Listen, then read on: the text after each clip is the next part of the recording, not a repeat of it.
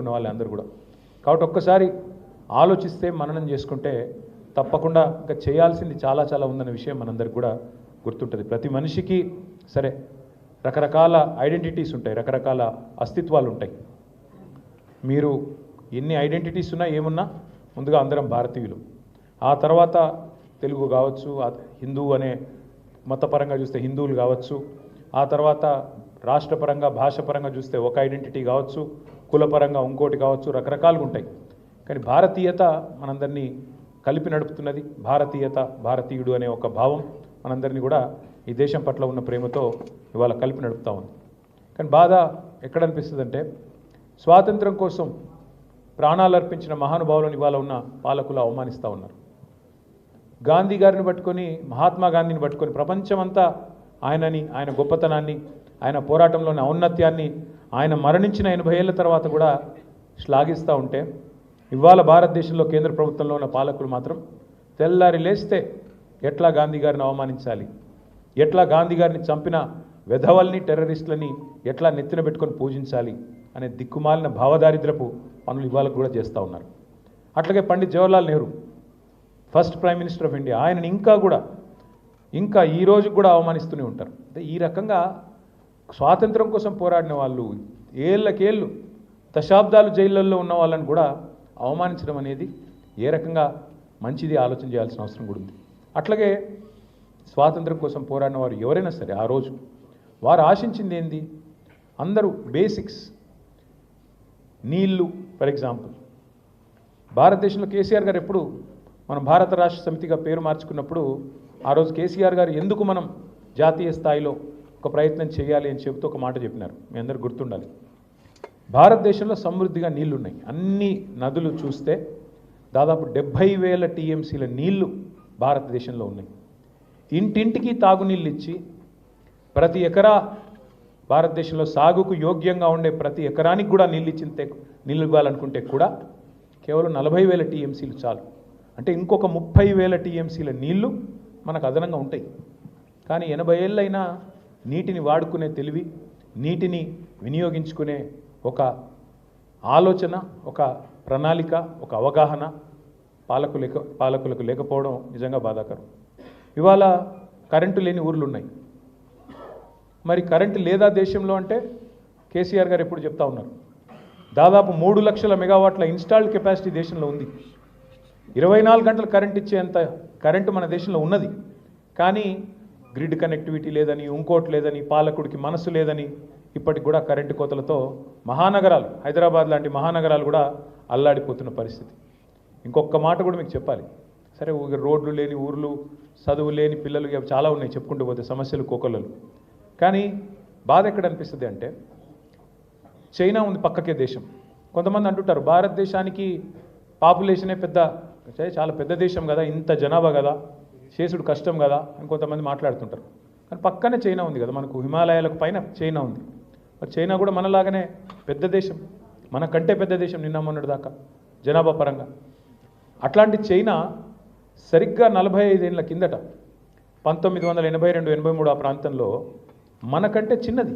ఏది? సంపద పరంగా, ఎకానమీ పరంగా మనకంటే చిన్నది, మనకంటే పేదది. It was poorer than India 1980స్లో, మిడ్ 1980స్లో. కానీ 40 ఏళ్లలో ఎక్కడున్న చైనా ఎక్కడికి పోయింది అంటే ఇవాళ మనం ఎక్కడ మిగిలిపోయినామో ఒకసారి మనం అర్థం చేసుకోవచ్చు. మనకంటే పేద దేశం, మనకంటే మరి వనరులు తక్కువ ఉన్న దేశం, కానీ ఒక పట్టుదలతో 40 ఏళ్లలో ఇవాళ చైనా అమెరికాతో పోటీ పడుతున్నది. 40 ఏళ్లలో చైనా ఇవాళ పట్టుదలతో, కసితో పనిచేసి ప్రపంచంతో పోటీ పడుతున్నది. చైనా యొక్క ఎకానమీ ఐడియా కోసం చెప్తా ఉన్నా మీకు. ఆ రోజు 1980స్లో India, China, in fact India was a bigger economy. కానీ ఈరోజు చైనా 20 ట్రిలియన్ల పైన ఉన్నది, మనమేమో ఇంకా 3.4 ట్రిలియన్ల కాడనే ఆగిపోయినాం. అంటే మనకంటే 6 రెట్లు పైన ఇవాళ చైనా ఉంది. ఎందుకు జరిగింది, ఏం జరిగింది అంటే సింపుల్. అందులో పెద్ద కన్ఫ్యూజ్ అవ్వాల్సింది ఏం లేదు, భయపడాల్సింది, బాధపడాల్సింది ఏం లేదు. అన్నీ ఉన్నాయి. నీళ్ళు ఉన్నాయి, కరెంట్ ఉన్నది, ప్రభుత్వాలు ఉన్నాయి, ప్రజాస్వామ్యం ఉన్నది, డబ్బులు ఉన్నాయి, దేశంలో అన్నీ ఉన్నాయి. కానీ అంగట్లో అన్నీ ఉన్నా అల్లుడి నోట్లో శని అంటారు కదా, అట్లా పరిపాలించే వాళ్ళకి ఒక సోయి కానీ, అవగాహన కానీ, ఒక ప్రణాళిక కానీ, దేశం గురించి పట్టింపు కానీ ఇవి లేవు. ఎందుకు? మనల్ని ఒక మత్తులో పెడుతున్నారు. మనం పాకిస్తాన్ కంటే గొప్పగా ఉన్నాం, మనం బంగ్లాదేశ్ కంటే గొప్పగా ఉన్నాం, మనం శ్రీలంక కంటే గొప్పగా ఉన్నాం. యాక్చువల్లీ శ్రీలంక కంటే గొప్పగా లేవు. అంటే మనం ఎవరితో పోల్చుకుంటున్నామో అత్యంత బలహీనులు, ప్రజాస్వామ్యం లేని దేశాలు, నియంతల పాలనలో బతికిన దేశాలు, వాటితో పోల్చుకొని సంబరపడి మతం మత్తులో ఇంకో దానిలో పడి మనమేమో వెనుకకు పోయినాము. ఇవాళ చైనా లాంటి దేశాలు ప్రపంచంతో పోటీ పడుతూ ఎక్కడికో వెళ్ళిపోయినాయి. ఇవాళ నేను మాట్లాడుతుంది ఒక సగటు భారతీయుడిగా, ఒక పార్టీ ప్రతినిధిగాను ఇంకోటో కాదు. నాకు కూడా 50 ఏళ్ళు, నా పిల్లలు ఇప్పుడు కాలేజీకి పోతూ ఉన్నారు. ఈ పిల్లలు రేపు ఈ దేశంలో ఉండాలి, ఇంకో దేశానికి పోకూడదు. రేపు నా బిడ్డను డ్రాప్ చేయడానికి నేను అమెరికా పోవాలి.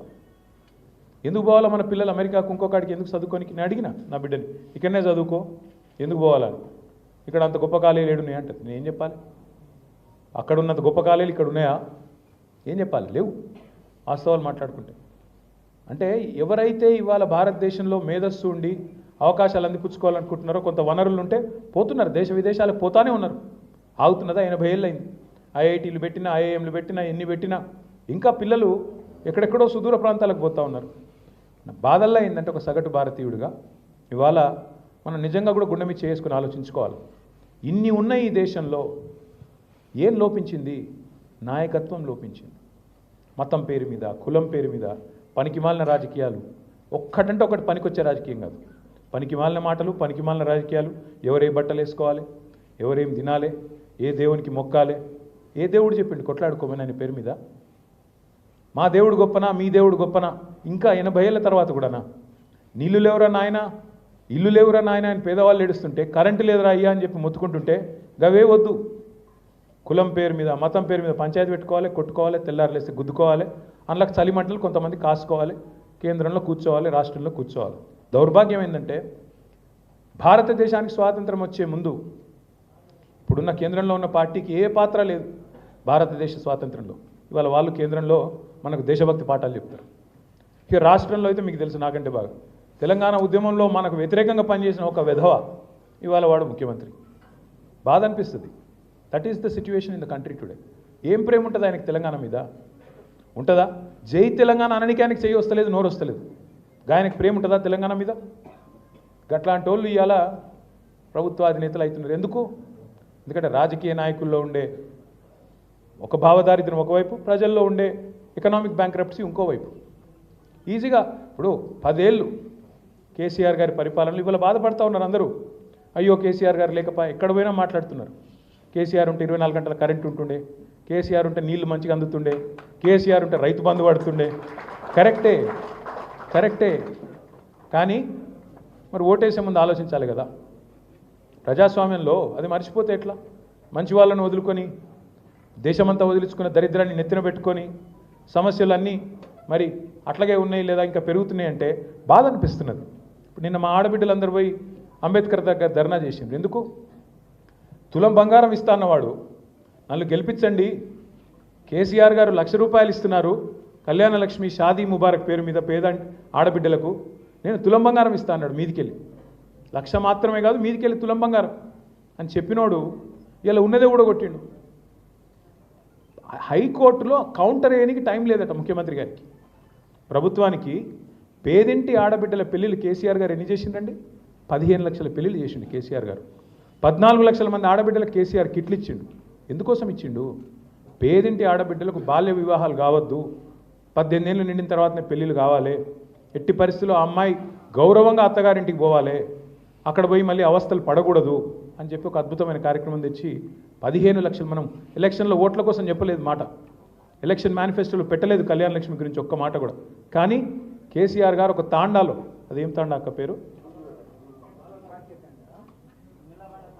నేలబండ తాండా పోయినప్పుడు అక్కడ పల్లె నిద్ర చేసిండు. అంటే ఒక నాయకుడికి ఎంత ఆలోచన ఉంటే ఎట్లాంటివి వస్తాయంటే పథకాలు ఆయన మనసులోంచి ఎట్లా వస్తాయంటే ఇట్లా వస్తాయి. ఒక గిరిజన కుటుంబం ఆ రోజు ఆ తాండాలో కేసీఆర్ గారు ఉన్నప్పుడు వచ్చి ఓ తండ్రి వలవల ఏడుస్తూ, అన్న నా ఇల్లు కాలిపోయింది, అలా నేను నా బిడ్డ పెళ్లి కోసం దాచుకున్న ₹60,000 కాలిపోయినాయి, ఏం చేయాలి ఇప్పుడు, ఎట్లా బతకాలి అని చెప్పి ఏడిస్తే కేసీఆర్ గారు ఓదార్చి ఆపి, లేదు తమ్ముడు భయపడకు నేనున్నా అని చెప్పి ఆ పాప పెళ్లి చేసింది. అది వేరే సంగతి. కానీ ఆయన మనసులో అది నిలిచిపోయి ఇట్లా పేదింటి పిల్లలు పెళ్ళిళ్ళ కోసం ఎంతమంది కష్టపడుతుండొచ్చు, ఎంతమంది అవస్థపడుతుండొచ్చు అని ఆలోచించి ఎలక్షన్లో పెట్టలే, మేనిఫెస్టోలో పెట్టలే, ఓట్ల కోసం కార్డులు వంచలే, ఓట్ల కోసం చిల్లర డైలాగులు చెప్పకపోయినా ప్రభుత్వంలో ఉన్న నాయకుడికి మనస్సుంటే పథకాలు పుట్టుకొస్తాయి. అట్లనే పుట్టుకొచ్చింది కళ్యాణ లక్ష్మి, షాదీ ముబారక్. ఓ రోజు కేసీఆర్ గారు తన పొలం కాడికి పోతుంటే అక్కడ మధ్యలో ఒక ఊరిలో, లక్ష్మాపురం అనే ఊరిలో రైతులందరూ కలిసి కారు ఆపితే ఆగిండు. ఏందమ్మా అంటే ఏదో దరఖాస్తు ఏదో పట్టుకొని ఇస్తున్నారు. చదవరాదు దరఖాస్తు అని అడిగిండు కేసీఆర్ గారు. చదువుతుంటే వాళ్ళకి చదువు వస్తలేదు, ఎందుకంటే కళ్ళు కనబడతలేవు. ఒక అండ్లకేలు పుట్టింది కంటి వెలుగు.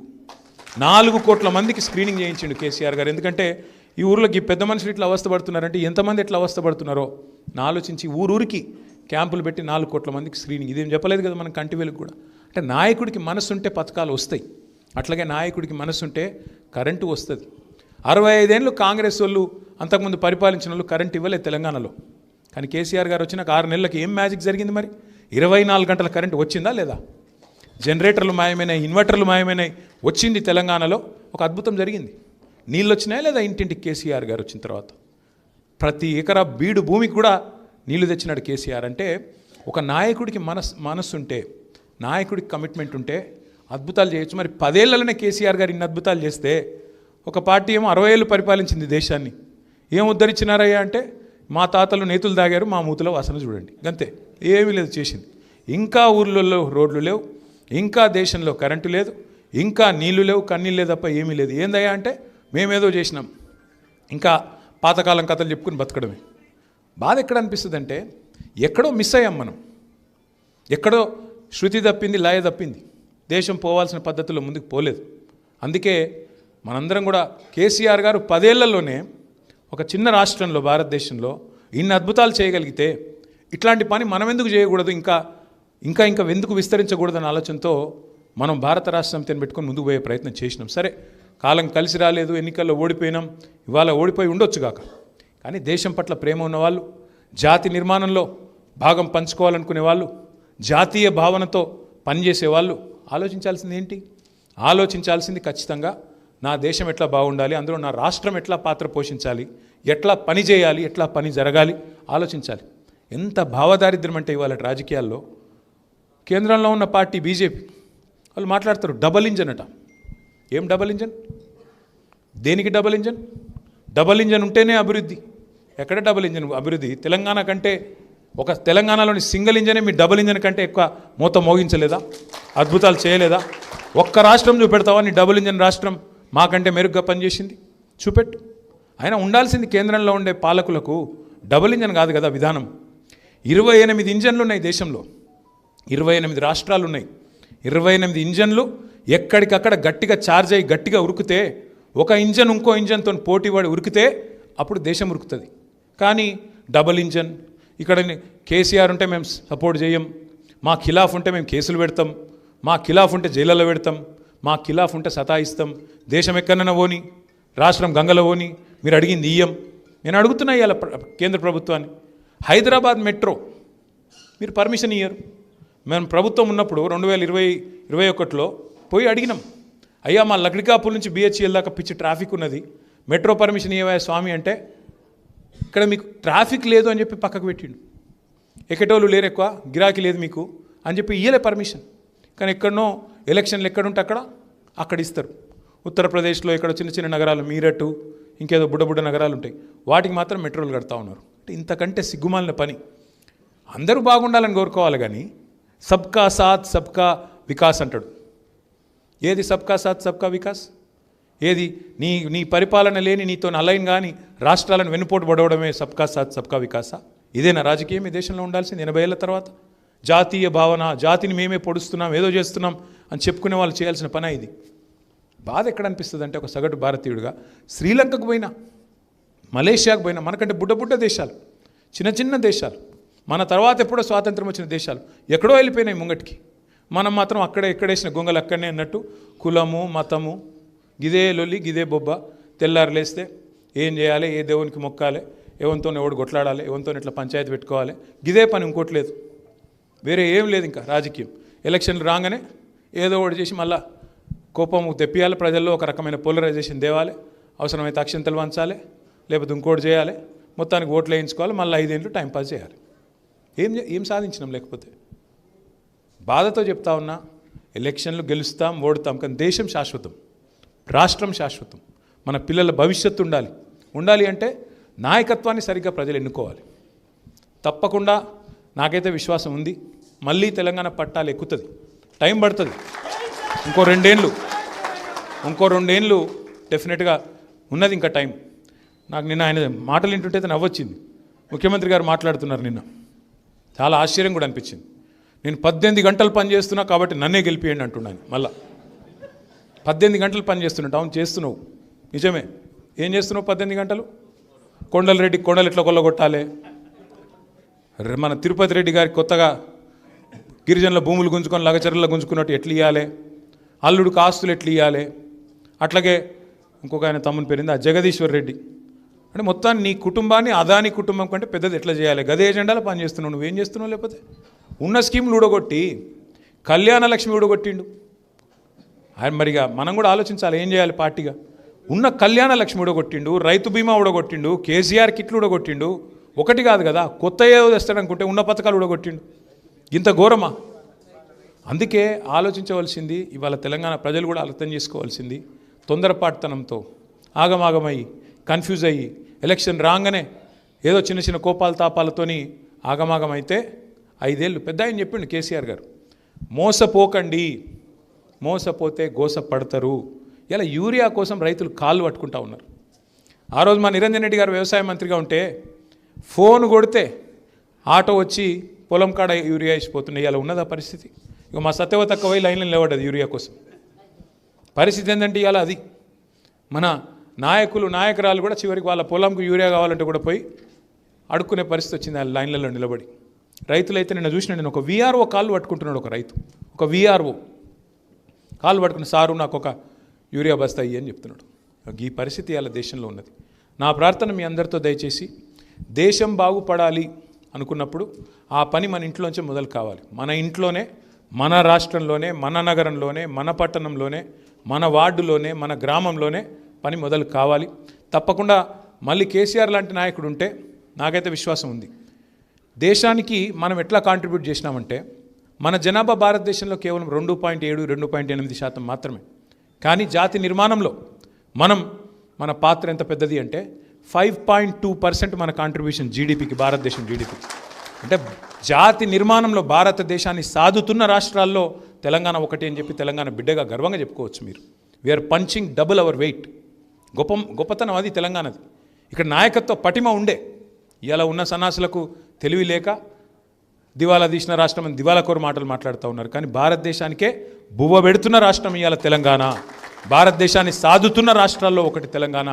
అట్లాంటి తెలంగాణను తిరిగి పట్టాలెక్కించాలి అంటే తప్పకుండా మళ్ళీ నాయకత్వం కావాలి. నాయకుడికి ఆ సమర్థత ఉండాలి. అది ఉన్న నాయకుడు, తెలంగాణను ప్రపంచంలో అందరికంటే ఎక్కువ ప్రేమించే నాయకుడు మన నాయకుడు కేసీఆర్ గారు మాత్రమే. అట్లాంటి నాయకుడిని తిరిగి మనం తెచ్చుకోవాలి. దాంతోపాటు మనందరం కూడా రాబోయే 2 సంవత్సరాలు తప్పకుండా గట్టిగా పనిచేయవలసిన అవసరం ఉంది. ఎక్కడి వాళ్ళం అక్కడ మరి గట్టిగా పనిచేద్దాం. ఎక్కడి వాళ్ళం అక్కడ, ఎక్కడ సమస్యలు ఉంటే స్థానికంగా. ఒక మిత్రుడు నిన్నగాక మొన్న ఒక మాట అన్నారు నాతో, మీరు అందరూ భవన్లో, ఇక్కడ తెలంగాణ భవన్లో కేంద్ర కార్యాలయంలో బాగానే చేస్తున్నారు, జిల్లాలో ఇంకా యాక్టివిటీ పెంచాలని. తప్పకుండా పెంచుదాం. జిల్లాలలో, నియోజకవర్గాల్లో ఇంకా యాక్టివిటీ పెంచుదాం. పార్టీ ఇచ్చే కార్యక్రమాలే కాదు, ఎవ్రీడే కార్యక్రమాలు ఉండే విధంగా ప్లాన్ చేసుకుందాం. కార్యకర్తలను కూడా కంటికి రెప్పలా కాపాడుకుందాం. ఇక్కడ ఇవాళ ఇంకొక ఉత్కృష్టమైన సందర్భం కూడా ఉంది. నిజానికి నిన్ననే 14 ఆగస్టు మన తెలంగాణ భవన్ నిర్మాణం జరిగి సరిగ్గా 20 సంవత్సరాలైంది. 20 ఏళ్ళు, 2 దశాబ్దాలు నిన్న నిండింది. పెద్దలు కేసీఆర్ గారి నాయకత్వంలో ఆ రోజు 2001లో జలదృశ్యంలో మనకు ఆ రోజు ఆశ్రయం ఇచ్చింది పెద్ద ఆయన కొండాలక్ష్మణ్ బాపూజీ గారు. వారిని గుర్తు చేసుకోవాలి ఈ సందర్భంగా. కొండాలక్ష్మణ్ బాపూజీ గారు, మీరు ఎక్కడి నుంచో కాదు, ఇక్కడి నుంచే నడపాలని, నా ఇంటి నుంచే నడపాలని చెప్పి జలదృశ్యంలో ఆయన ఇల్లును మనకు ఆ రోజు కిరాయికి ఇచ్చారు. ఇస్తే అక్కడ మన జెండా ఎగిరింది, మీకు తెలుసు.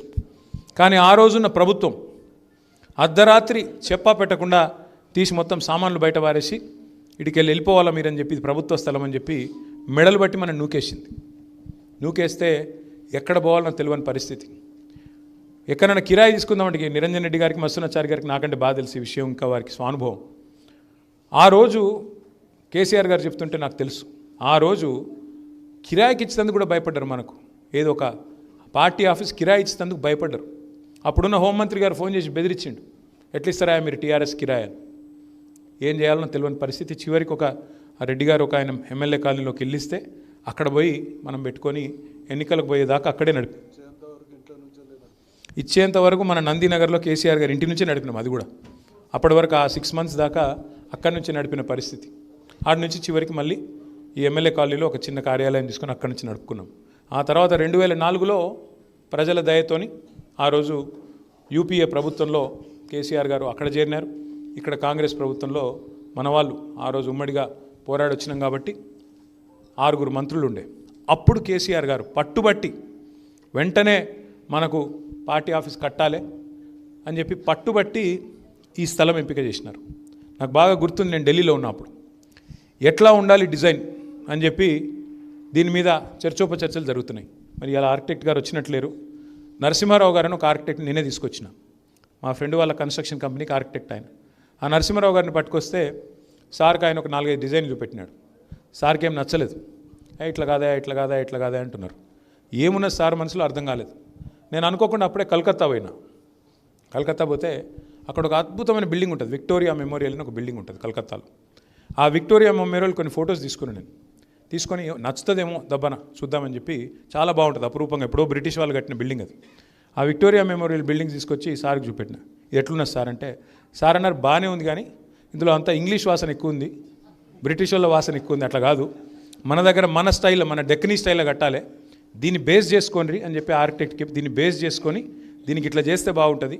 మన హైదరాబాద్ స్టైల్లో ఇప్పుడు మన కులీ కుతుబ్షాహీ టూమ్స్ చూసినా, లేకపోతే మన చార్మినార్ చూసినా, లేకపోతే మన పాత స్టైల్లో ఆ స్టైల్లో కొంత దీనికి ఆ టచ్ ఉండాలి అని చెప్పి స్పెసిఫిక్గా చెప్పి ఈరోజు చూస్తున్న మీరు ఈ భవన డిజైన్ కూడా సారు దాదాపు ఒక 4-5 రోజులు దీని మీద శ్రమించి ఫైనల్గా డిజైన్ చేసినారు.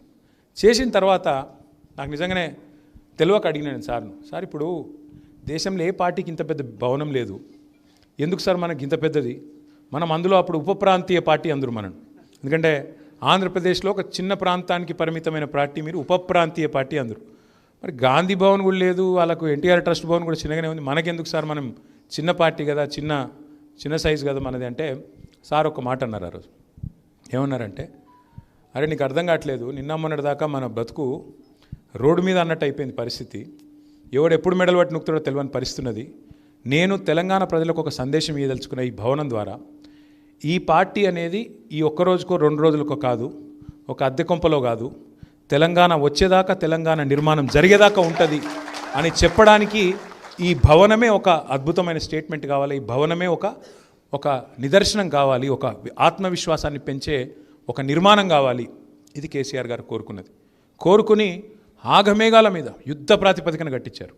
ఆ రోజు సుదర్శన్ రావు గారు ఉండేది మన హైదరాబాద్ నగర శాఖ అధ్యక్షుడిగా, దర్శన్ అన్న ఆయన ఇన్ఛార్జ్గా ఉండే, మన వాళ్ళందరూ ఉన్నారు, కేఎస్ రత్నమన్న ఉండే, ఇంకా చాలామంది ఉండే పెద్దలు. దర్శన్ అన్న మన మధ్యన లేడు, రత్నమన్న పార్టీలో లేడు, బట్ పర్వాలేదు, చాలామంది అట్లా ఇక్కడే ఉండి మా చారంకులు అందరు కలిసి ఇదంతా సాఫ్ చేసి నిర్మాణం జరుగుతున్నప్పుడు నేను కూడా 1-2 సార్లు వచ్చిన పాత ఫోటోలు దొరికినాయి మొన్న. అక్కడ అన్ని రాళ్ళు రప్పల మధ్యలో, ఇప్పుడు అంకుల్ చెప్పినట్టు తేళ్ల కుప్పలు, రాళ్ళు రప్పలు వాటి మధ్యన ఉండేది. అట్లాంటిది ఇవాళ నిఠారుగా ఎవరైనా కేబీఆర్లో వాకింగ్ చేస్తూ వస్తుంటే ఏందయ్యా ఇది అంటే తెలంగాణ భవన్ అని చెప్పుకునే విధంగా ఇవాళ అద్భుతమైన ఒక నిర్మాణం జరిగి, దాని ప్రారంభోత్సవం కూడా ఆ రోజు కేసీఆర్ గారు రామదాస్ గారిని పిలిచినారు, పిఎంకే రామదాస్ గారిని. ఎందుకు? ఆ రోజు మనకు అతి కొద్ది పార్టీలు, మనకు గట్టిగా తెలంగాణ ఉద్యమంలో అండగా నిలబడ్డ పార్టీలు. మొదటి మీటింగ్కి ఏమో శిబు సోరెన్ గారిని పిలిచినారు కేసీఆర్ గారు 2001లో. ఆ తర్వాత రామదాస్ గారిని పిలిచి వారి చేతుల మీదుగా ఆ రోజు ప్రారంభోత్సవం చేసుకొని సరిగ్గా నిన్నటికి 20 ఏళ్ళు నిండింది. మరి ఈ 20 ఏళ్లలో మనకు సేవలు చేసిన వాళ్ళు మన పార్టీ ఆఫీస్లో కూడా మన నాయకులు చాలామంది ఉన్నారు, మన కార్యకర్తలు చాలామంది ఉన్నారు, వాలంటీర్లుగా పనిచేసిన వాళ్ళు ఉన్నారు, వాలంటరీగా పనిచేసిన వాళ్ళు ఉన్నారు. వాళ్ళందరికీ ఒకసారి గట్టిగా చప్పట్లతో అభినందనలు చెప్దాం. మన పెద్దలు ప్రొఫెసర్ శ్రీనివాసరెడ్డి గారిని గుర్తు చేసుకోకపోతే తప్పవుతుంది.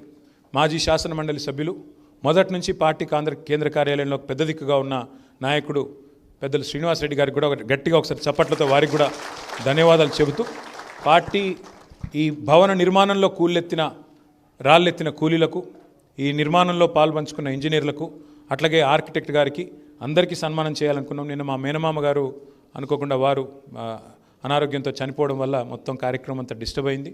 బట్ ఏదేమైనప్పటికీ వారందరికీ కూడా ఒకసారి గట్టిగా చప్పట్లతో అభినందనలు చెప్పాలి. అట్లాగే 2006లో బెస్ట్ కాంక్రీట్ స్ట్రక్చర్గా ఆల్ ఇండియాలో ప్రైజ్ వచ్చింది. అచ్చా, అది కూడా వచ్చిందా మనకు? 2006లో మన ఈ భవనానికి కూడా ఒక అవార్డు కూడా వచ్చింది, బెస్ట్ కాంక్రీట్ స్ట్రక్చర్గా అని చెప్పి నిరంజన్ రెడ్డి గారు చెప్తా ఉన్నారు. ఆర్కిటెక్ట్ గారు వారికి చెప్పినట్టున్నారు. అయితే మన దగ్గర ఒక 26-27 మంది సిబ్బంది పనిచేస్తున్నారు కేంద్ర కార్యాలయంలో. దాంతోపాటు జిల్లా ఆఫీసులో పనిచేసే వాళ్ళకు కూడా నెక్స్ట్ ఇద్దాం. మా తమ్ముడు సాయి కిరణ్ ఆలోచన ఇది, నిజానికి వాడికి క్రెడిట్ ఇవ్వాలి. ఎందుకంటే తలసాని సాయి కిరణ్ యాదవ్ ఏం చేద్దాం మనం అని ఆలోచిస్తున్నప్పుడు నేను చంద్రశేఖర్ రెడ్డి గారు తమ్ముడు ఉన్నాడు అక్కడే ఉండి, అన్న ఇట్లా ఇన్సూరెన్స్ ఇస్తే బాగుంటుంది, వాళ్ళకి మంచి బట్టలు పెట్టి ఇన్సూరెన్స్ ఇస్తే చాలా బాగుంటుంది అని ఒక మంచి కార్యక్రమం చెప్పినాడు. థ్యాంక్ యూ తమ్ముడు. చెప్పడమే కాకుండా ఇవాళ ఈ కార్యక్రమం మొత్తానికి కూడా సూత్రధారిగా కూడా వ్యవహారం చేసినాడు. థ్యాంక్ యూ వారికి కూడా చెబుతూ, మరి ఈ స్వాతంత్ర దినోత్సవం నాడు తిరిగి మనందరం కూడా జాతి నిర్మాణానికి, భారతదేశ పురోగతికి, భారతదేశ అభ్యున్నతికి, కులాలకు మతాలకు అన్నిటికీ అతీతంగా భారతదేశాన్ని ప్రేమించేవారు ప్రతి ఒక్కరు కూడా, మరి రాష్ట్రాన్ని ప్రేమించేవారు ప్రతి ఒక్కరు కూడా కలిసికట్టుగా పునరంకితం